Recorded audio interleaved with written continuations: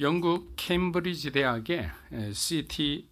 스터드라는 아주 훌륭한 학생이 있었습니다. 그는 학교에서 수석을 달리는 우수한 학생이었을 뿐 아니라 뛰어난 크리켓 선수였습니다.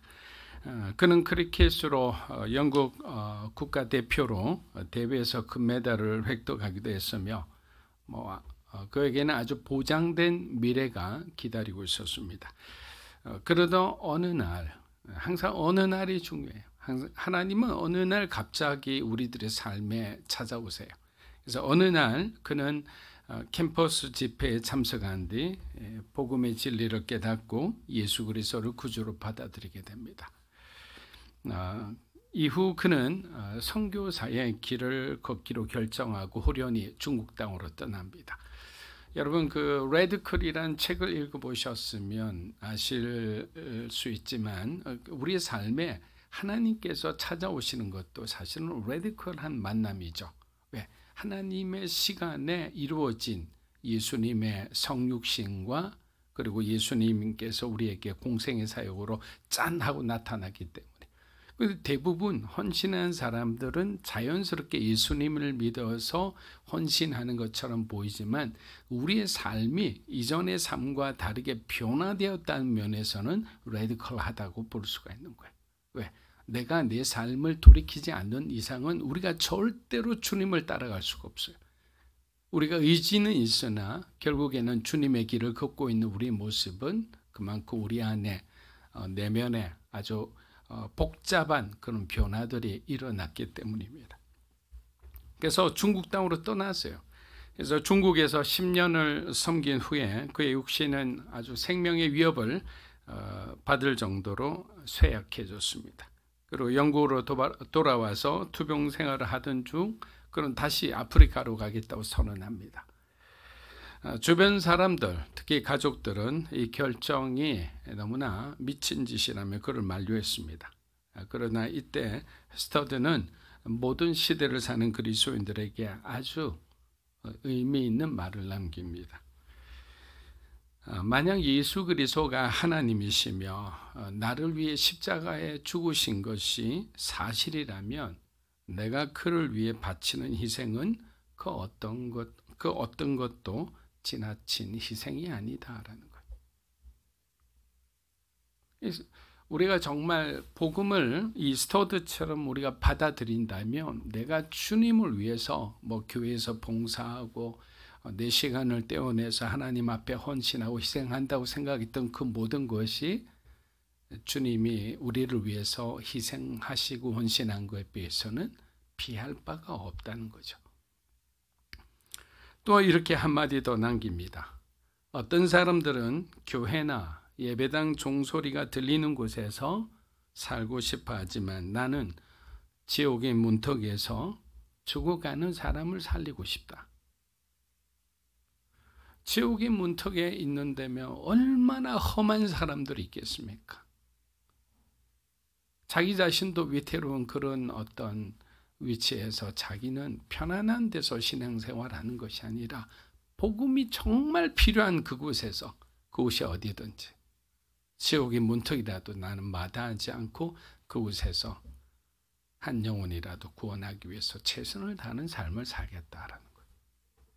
이 사람의 어떤 책과 그다음에 이 사람이 말하는 그 모든 것이 기록된 다음부터는 대학가를 중심으로 많은 청년들에게 감동을 주었고 헌신자들이 많이 나왔다는 소식을 들었습니다. 여러분 이런 마음으로 우리도 살고 싶지 않습니까? 이 C.T. 스터드의 고백이 저와 여러분의 고백이 되고 싶지는 않습니까? 가끔씩 우리는 예수님이 나를 위해 죽으셨다는 사실을 잊어버릴 때가 있어요. 저 사람을 위해서, 우리 인류를 위해서 죽으셨다는 것은 기억하는데 나를 위해 죽으셨다는 사실을 잊어버릴 때가 있는 거예요. 여러분 이것은 정말로 달라도 너무나 다른 거예요. 그냥 불특정한 다수를 위해서 예수님이 죽으신 것이 아니라 바로 나 같은 죄인을 위해서 예수님이 죽으셨다는 사실을 내가 깨닫고 믿음으로 받아들이면 우리 인생은 바뀔 수밖에 없는 거예요. 변화될 수밖에 없는 거예요. 지금까지 내가 집착하고 있던 그 모든 것들 당연히 내가 내려놓을 수 있죠. 왜? 그것은 아무것도 아니니까. 정말 nothing이죠. 예수님의 죽음을 너무나 객관화시킨 나머지 죄인을 위해 죽으신 것은 쉽게 머리에 들어오는데 나를 위해 죽으셨다는 사실은 잊고 살 때가 많다라는 거예요. 그 결과 우리들의 삶에 기쁨이 없어지죠. 감사가 줄어들죠. 불평불만이 많아지는 거예요. 예수님께서 나를 위해 죽으셨다는 사실이 믿어진다면 우리의 삶은 더욱더 감사와 기쁨이 넘치는 값진 인생이 되리라 믿습니다. 데살로니가전서 5장 12절에서 13절입니다. 형제들아 우리가 너희에게 구하노니 너희 가운데서 수고하고 주 안에서 너희를 다스리며 고난하는 자들을 그들의 역사로 말미암아 사랑하면서 가장 귀히 여기며 너희끼리 화목하라. 자, 바울은 계속해서 지금 이 상황은 어떤 상황이냐? 데살로니가 교회는 바울의 가르침을 통해 주님이 이제 곧 오리라는 그 말씀을 붙들고 살아가고 있었어요. 그리고 굉장히 화려한 도시였기 때문에 여러 가지 시험과 유혹이 많았어요. 동시에 바울을 싫어하는 그 유대인들의 무리를 중심으로 그 현지에 있는 사람들과 합해서 이 데살로니가 교회를 향한 영적인 공격이 어마어마했어요. 그런 가운데서 이 사람들에게 유일한 소망은 예수님이 곧 오신다는 재림신앙이었다. 그것을 붙들고 살아가는 사람들 중에서 조금 과한 사람들이 나타나기 시작했는데 그 사람들이 예수님이 곧이라 했기 때문에 금방 이제 얼마 안 돼서 오신다는 그런 생각을 하고 살았던 거예요. 그러다 보니까 어떻게 합니까? 일도 안 하고 막 그냥 집안에서 빈둥빈둥 막 그냥 그렇게 방탕하게 생활하는 게으르게 생활하는 사람들이 많은 가운데서 바울이 이 말을 하고 있는 거예요. 첫째, 그는 교회에서 하나님의 말씀을 전하는 사역자들에 대한 존중을 부탁합니다. 이러한 사역자들은 너희를 위해 공동체를 위해 헌신하고 인도하며 권면하는 중요한 역할을 담당하고 있기 때문이다. 하나님께서 교회의 질서를 정하셨는데 너희들은 이 질서에 순복해야 한다.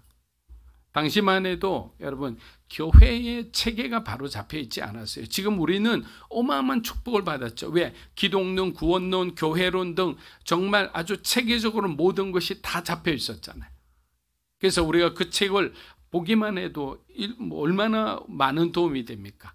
제가 일본에서 그 신학을 할 때도 일본에는 책이 없어요. 영어 책밖에 없어요. 그러니까 일본 사람들이 한국에 번역된 책이 많다는 제 이야기를 들을 때마다 그 사람들이 얼마나 부러워하는지 몰라요. 아무래도 제 외국어로 읽는 거랑 모국어로 읽는 거랑 틀린 거예요. 이 당시가 만약 이런 상황이었다. 그런데 그러다 보니 어떻게 됐느냐? 사역자들 대부분이 자비량으로 섬기고 있었다. 왜? 교회에서 뭔가를 해줄 수 있는 그러한 여건이 안 됐기 때문에. 그래서 생업은 생업대로 하면서 모든 사역을 다 해야 되기 때문에 이 사역자들에게는 그만큼의 영성이 필요했다는 거야. 이 영성은 무한한 헌신과 희생이 가능한 영성이겠죠. 당시 목회자들의 상황을 누구보다 잘 알고 있던 바울은 12절에서 뭐라고 얘기했느냐? 이러한 목회자들이 너희를 위해 수고하는데 이 수고란 단어가 헬라어로 뭐냐면 코피온타스입니다. 코피온타스.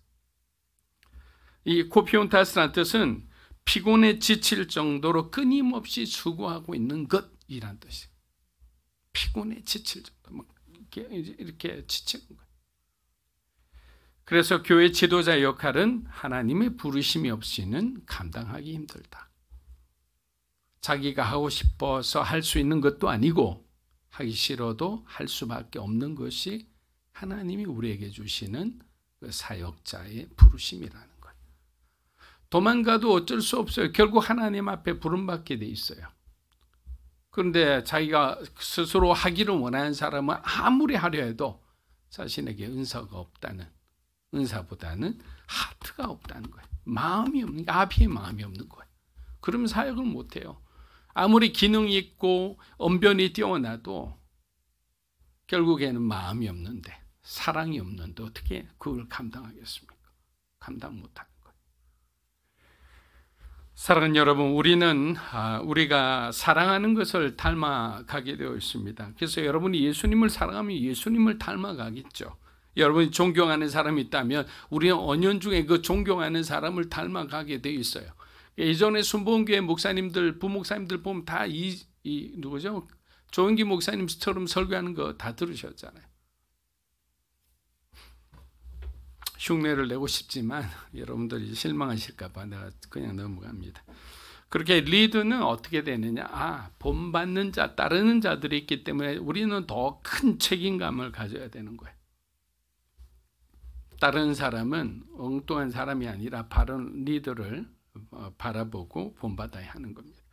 우리가 정말로 예수님처럼 되고 싶다면 단순히 예수님을 우리가 묵상하고 생각하는 단계가 아니라 예수님과 함께하는 삶을 살아가야 되는 거예요. 여러분, 이것은 정말 너무나 틀린 말이죠. 위대한 단어잖아요. 주님과 함께하는 삶.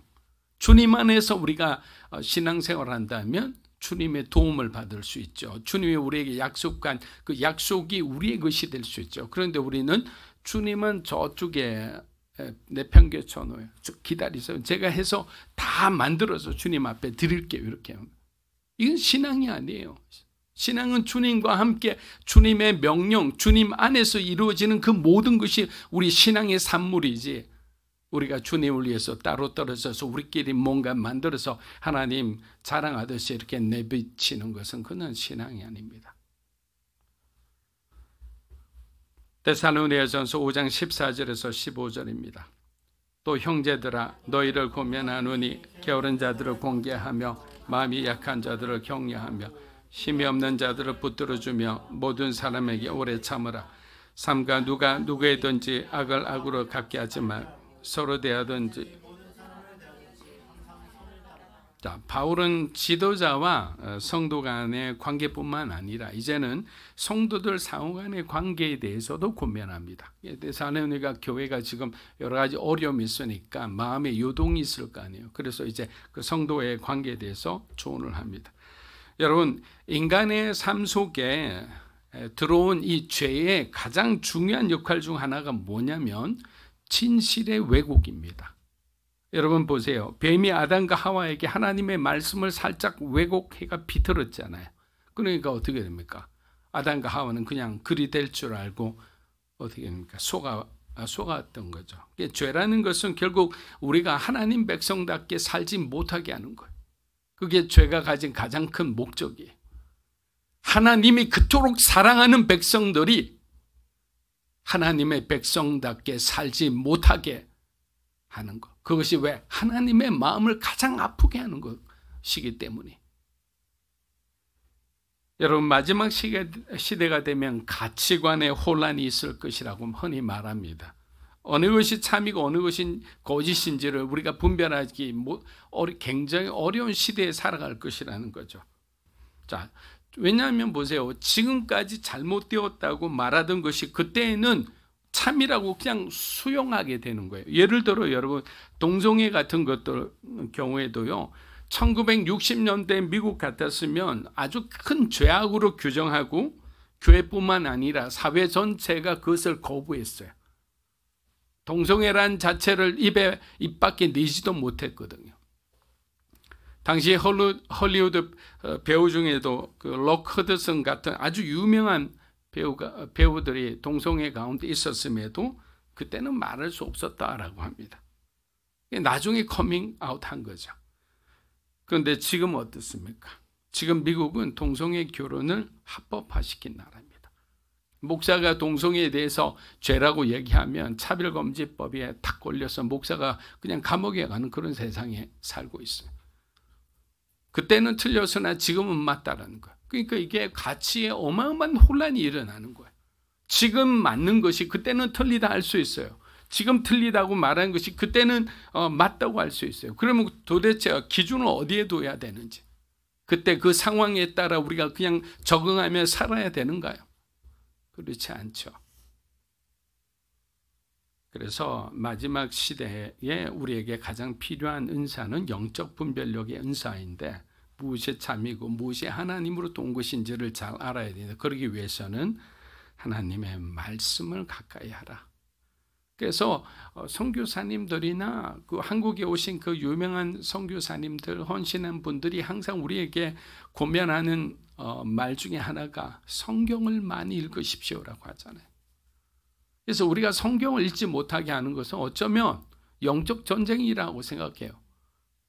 드라마 재밌잖아요. 드라마는 우리가 수없이 볼 수 있는데 성경 읽는 거는 한 장 넘어가는 게 그렇게 힘듭니다. 영적 분별력을 가져야 하나님의 그 올바름을 우리는 따라갈 수 있다. 바울은 14절에서 우리가 동역자들에게 어떤 태도를 취해야 하는지 가르치고 있습니다. 14절. 첫째는 뭐냐? 성도들은 게으른 자를 권면하고 훈계해 그들이 바른 자리로 돌아오게 해야 한다라고 합니다. 여러분, 성경은 게으름을 죄라고 정의합니다. 그걸 잘 알아야 돼요. 당시 말씀드린 대로 데살로니가 교회에 그런 방탕한 생활을 하는 사람들이 있었죠. 오늘날도 마찬가지입니다. 주님의 일을 소홀히 여기는 것도 어쩌면 왜 우리가 소홀히 여기게 되느냐? 저를 비추어 볼 때는 내가 뭔가 다른 것을 사랑하고 있기 때문에 그곳에 내가 함몰되어 있거나 빠져 있으면 주님의 일은 반대급부로 하지 못하는 거예요. 그래서 어떻게 해야 되냐? 서로 권면해 줘야 되는 거예요. 바른 길을 갈 수 있도록. 바울은 그 말을 하는 거예요. 너희가 형제가 타락하고 신앙의 추락을 그냥 바라보지 말고 다가가서 사랑의 마음으로 그에게 권면해 주라는 거예요. 너 지금 잘못된 길 가고 있어 라고 얘기를 해줘야 된다는 거예요. 두 번째, 성도들은 마음이 약한 자를 격려해야 된다. 자, 한번 따라해 보십시오. 마음이 약한 자를 격려하라. 마음이 약한 자를 격려하라. 자, 우리 주변에는 본성적으로 아주 예민하고 마음이 여린 사람들이 있어요. 가정에도 보면 자녀들 중에 항상 그런 사람이 있어요. 그런 사람도 소위 모질지가 못해서 굉장히 거친 환경을 잘 이겨내지 못합니다. 자주 다치고 작은 일에 마음 상하고 금방 위축돼 버리죠. 만약 여러분들이 이런 사람들에게 굉장히 좀 강한 말을 하거나 가혹하게 대하면 그 사람은 막 인생이 통째로 흔들리게 되는 거예요. 그런데 우리 입장에서는 강한 자 입장에서는 도저히 이해가 안 되는 거죠. 이런 일로 인생이 흔들려? 그러면서 또 한 대 더 치받고 이러죠. 야단치는 거죠. 이렇듯 우리 주변에는 마음이 약한 사람들이 많이 있는데 바울은 뭐라고 얘기하느냐? 바울 선생님 그대로 말하면 그들을 많이 격려해 줘라라는 거예요. 칭찬해 줘라. 잘못된 부분만 얘기하는 게 아니라. 당시에 주님의 재림에 대한 잘못된 해석이 순진한 성도들의 마음을 혼란케 하였는데 이들이 근심하지 않도록 이들의 어떤 이탈을 야단치지 말고 오히려 격려하고 칭찬하여 바른 길로 오게 하라라는 거예요. 세 번째 바울의 가르침은 힘이 없는 자를 붙들어 주어라. 자, 따라해 보십시오. 힘이 없는 자를 붙들어 주어라. 힘이 없는 자를 여러분, 여기서 힘이 없는 것은 뭐 육체적으로 힘이 없는 것이 아니라 믿음이 연약한 사람을 말하는 거예요. 믿음이 연약한 사람은 믿음이 좀 더 강한 사람이 붙들고 아니야, 이 길이 아니야. 주님이 원하시는 거는 이 길이야. 조금 더 희생하면 돼. 조금 더 견디면 돼. 그래서 우리가 소위 말하면 끌고 가는 거예요. 전쟁터 가면 뭐 소대장이나 경험이 많은 뭐 중사 상사들이 이등병들을 막 끌고 가잖아요. 저도 믿거나 말거나 특공대 출신인데 특공대 갔을 때 처음에 가는 그 지리산 바로 밑에 부대가 있었어요. 그 지리산을 굉장히 높고 험하잖아요. 근데 한 1500m 정도 되었을 때 아침에 식사를 하고 가야 되는데 그날 이제 군대 밥이 정말 냄새가 너무 지독한 그 된장국이 나왔어요. 그래서 교만했죠. 선배들이 무조건 밥을 많이 먹어야 된다고 했는데 근데 먹다가 그냥 중간쯤 먹다가 도저히 못 먹어서 버렸어요. 그랬더니 체력이 없는 거죠. 결국 거의 뭐 낙오하는 상황이 되니까 옆에 우리 평소 좀 많이 괴롭히던 그 상병되는 선배가 오더니 군장 벗어 이라는 거예요. 천사의 말씀 들렸지만 하여튼 벗었어요. 좀 부끄러웠지만 벗어. 그러니 자기 위에 그 사람 2개를 가지고 가는 거예요. 그러고 난 뒤에 중간에 쉬는 지점에 내렸을 때 그 상사되는 전체 여단 상사분이 부르더니 앉으라는 거예요.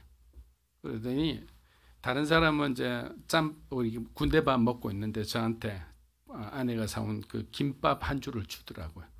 제가 그 한 줄을 얼마나 달게 먹었는지 그 다음에 낙오하지 않고 진짜 다 주십시오 그래가지고 그냥 목적지까지 갔는데 그래요. 항상 보면 우리가 이렇게 인생에 낙오할 때가 있어요. 어쩔 수 없는 상황이. 교만해서 낙오할 수도 있고요. 뭐 가르침대로 안 해서 낙오할 수도 있어요. 그렇기 때문에 이 힘이 없는 자, 믿음이 연약한 자는 우리가 도와줘야 된다. 로마서 14장 1절에서 2절 한번 읽어볼게요. 믿음이 연약한 자를 너희가 받되 그의 의견을 비판하지 말라. 어떤 사람은 모든 것을 믿음. 뭐 우리 지금 베지테리언이 있지만 그 사람들이 아니고 보세요. 모든 것을 먹을 만한 감당할 만한 믿음인데 어떤 사람은 정말 연약한 채소 같은 이 정도의 일밖에 못한다는 거예요. 그걸 비난하지 말라. 왜? 그 사람은 그 분량이 그거밖에 안 된다는 거예요. 그냥 이렇게 찢어봐야 서로 고통만 더 하는 거죠. 여러분 하나님이 교회를 어떻게 만드시는지 궁금하다면 교회 생리가 궁금하다면 고린도전서 12장을 반드시 읽어보십시오. 고린도전서에는 뭐라고 되어 있느냐. 바울은 교회가 서로 다른 부분으로 이루어진 하나의 몸과 같다고 했습니다. 그래서 각 부분이 서로 다른 기능을 가지고 있지만 모든 부분이 서로 의존하면서 굉장히 친밀한 유기체적으로 작동하는 거예요. 손가락은 손가락대로 발가락은 발가락대로 역할이 다 있다는 거예요. 그래서 막 그냥 그 최근에 어떤 우리 현수가 축구를 좋아하는데 축구 팀을 비유로 하면 첼시란 영국의 팀이 있어요. 근데 이 팀이 어떤 팀이냐? 세계에서 잘한다는 사람만 다 데리고 온 거예요. 어마어마한 돈, 1조 6천억이나 돼서. 근데 어떻게 되느냐? 팀워크 개판이 된 거죠. 왜? 다 잘났으니까. 근데 이런 팀은 안 되는 거예요. 잘하는 사람이 있으면 또 중간쯤 하는 사람, 각자 역할에 특화된 사람이 있어야 되는 거예요. 그렇기 때문에 발가락 가지고 뭐 눈이 뭐 나보다 덜 중요하다고 이렇게 말할 수가 없는 거예요. 그래서 성도와 성도의 관계에서 바울은 고린도전서 12장을 통해서 분명히 우리가 서로 의존하는 관계라는 것을 얘기해 주는 거예요. 또한 교회는 언제나 강한 자가 약한 자를 붙들어주는 공동체야 됩니다. 그래야지 그 틈이 안 생기다라는 거예요. 틈이 생기면 사단은 가장 약한 자를 먼저 공격할 겁니다. 자, 마지막 4번째는 모든 사람을 대하여 오래 참아라. 자, 오래 참아라 한번 해보십시오. 오래 참아라. 오래 참아야 되는 거예요. 고린도전서 13장 4절을 보면 뭐라고 되어 있느냐. 처음에 9절에 이렇게 되어 있어요. 사랑은 오래 참고. 네, 사랑은 오래 참고. 자, 그렇다면 오래 참는 것은 무슨 말이죠? 사랑하니까 오래 참을 수 있다라는 거예요. 부모가 자녀를 향해 오래 참아주는 것은 자녀를 사랑하니까 그들의 탈성과 그들의 방황을 다 견뎌내는 거예요. 마음앓이 하면서 가슴앓이 하면서 다 기다리죠. 다른 사람 같으면 포기했을 거예요. 그냥 알아서 자기 인생이니까 했을 건데 부모는 포기하지 않아요. 하나님은 우리를 지금까지 참아주고 계시잖아요. 하나님은 우리를 참아주시지 않았다면 이곳에 계신 저와 여러분 모두 구원받지 못했을 거예요. 그런데 하나님이 우리를 자기 아들을 죽이기까지 사랑하셨기 때문에 우리를 향하여 오래 참아주시는 거예요. 우리가 변화될 때까지, 우리가 예수님을 영접할 때까지, 우리가 성숙한 그리스도인으로서 하나님을 기쁘시게 하는 삶을 살 때까지 하나님은 기다리고 또 기다려주시는 거예요. 왜? 사랑하니까.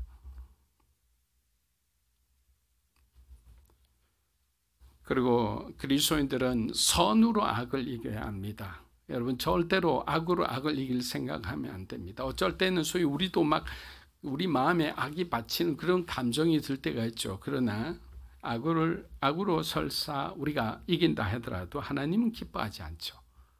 하나님이 기뻐하시는 것은 선으로 악을 이기는 거예요. 그리스도인의 삶은 세상의 방식과는 다르기 때문입니다. 자, 데살로니가전서 5장 16에서 18절입니다. 항상 기뻐하라, 쉬지 말고 기도하라, 범사에 감사하라.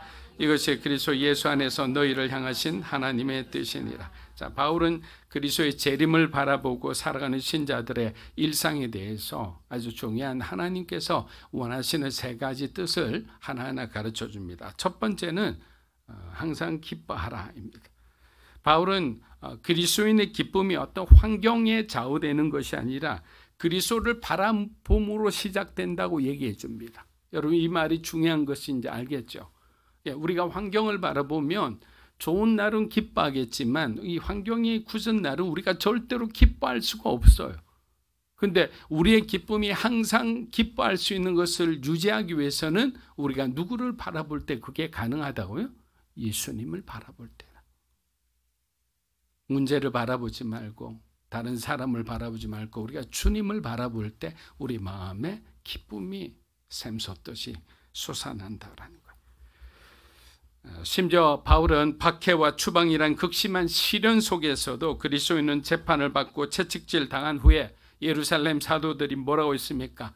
우리가 그리스도를 위해 능욕받는데 합당한 자로 여김을 기뻐하였다 그랬잖아요. 두들겨 맞았는데 이 두들겨 맞은 이 흔적, 이 스키마를 하나님께서 우리를 사랑하시는 그 기쁨의 흔적으로 받아들였다는 거예요. 근데 우리가 주님 때문에 이렇게 고난당해 이렇게 원망하지 않았다는 거예요. 또 다른 해석에 따르면 주 안에서 기뻐하라는 말은 성도들의 예배 생활을 의미한다고 합니다. 예배를 통해 우리는 예수님을 만납니다. 그 만남의 기쁨은 그 어떠한 고난 속에서도 우리를 굴복시키지 못한다는 거예요. 왜? 그 기쁨이 너무나 크니까. 장차 다가올 영광이 너무나 크니까. 지금 우리가 받아내는 이 고난은 아무것도 아니라는 거예요. 저는 오늘 여러분들 그 바울 사도가 말한 그 영광의 기쁨, 기쁨의 비밀을 알게 되시기를 축복합니다. 두 번째는 쉬지 말고 기도하라. 24시간 다른 일 하지 말고 기도하라 이런 뜻이 아니에요. 그다음 바울이 무슨 의미로 기도를 강조했을 거예요. 성도들은 끊임없이 하나님과 교제하는 존재다라는 거죠. 그리고 동시에 하나님의 도우심을 의지하며 살아가는 존재. 그래서 기도할 수밖에 없다는 거예요. 예전에 말씀드렸죠. 기도란 뭐냐? 내가 그 문제에 대해서 하나님께 항복하는 것이 기도라고 했어요. 우리 자녀가 변하지 않는다. 내 힘으로 해도 안 돼. 그때는 내가 자녀에 대해서 자녀 교육에 대해서 하나님께 항복하는 거야. 내가 내 방식대로 하던 것을 하나님께 항복하고 이제 하나님이 주도권을 가지고 우리 자녀를 하나님 뜻대로 키워주십시오라고 기도하는 거야. 그게 왜? 근데 우리가 항복하지 않으면 하나님 움직이시지 않잖아요.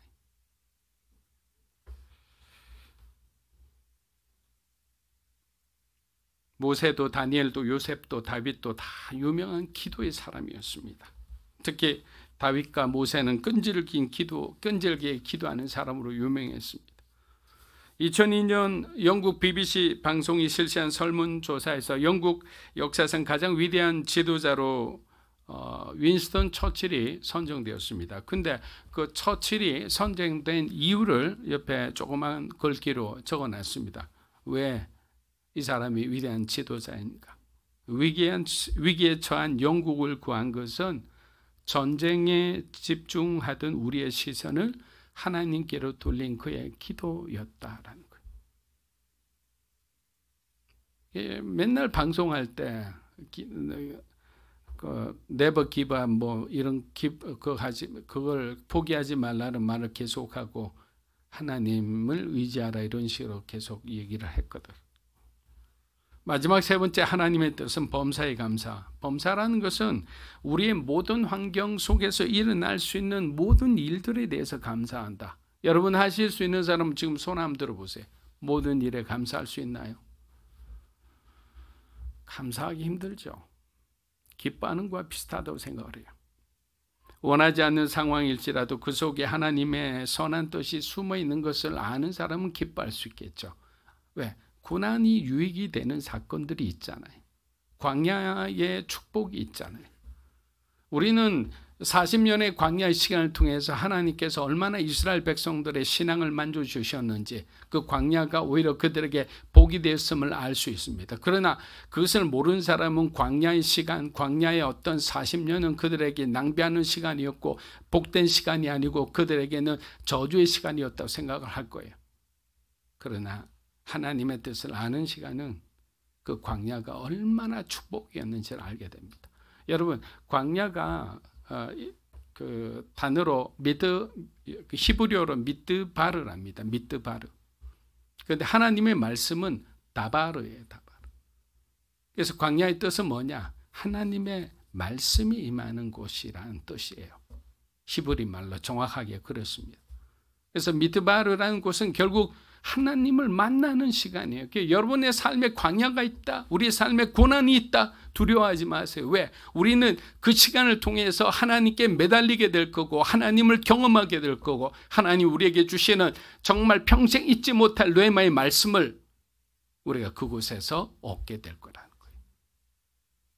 그래서 감사할 수 있는 거예요.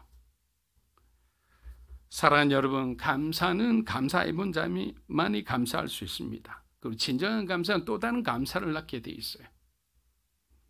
그래서 원망하지 않고 우리에게 주어진 이 신앙의 삶을 주님과 함께 살아가는 여러분이 되시기를 축복합니다.